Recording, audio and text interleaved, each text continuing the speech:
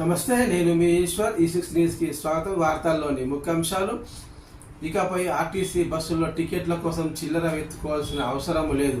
RTC మరికొద్ది రోజుల్లో digital చెల్లింపుల ప్రక్రియను వేగవంతంగా తీసుకురాబోతుంది. ఇకపై ఆర్టీసీ బస్సుల్లో PhonePe, Google pay, Paytm, debit card, credit card, swiping మిషన్లు, అన్ని రకాల పేమెంట్స్ విధానాలతో టికెట్లు జారీ చేయనున్నారు.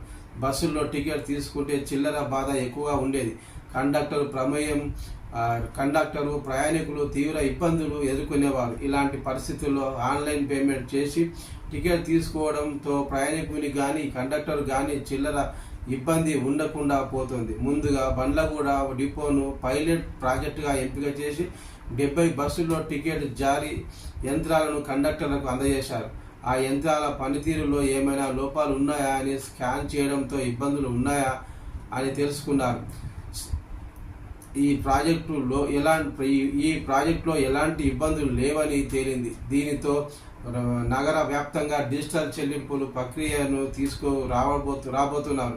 ప్రతిరోజు 20 లక్షల మందికి పైగా ప్రయాణికులు తమ గమ్యస్థానాలకు వెళ్తూ ఉంటారు. బస్సుల్లో ఆన్లైన్ చెల్లింపుల ప్రక్రియ తీసుకురాబోతుండడంపై ప్రయాణికులు సంతోషం వ్యక్తం పరిచారు.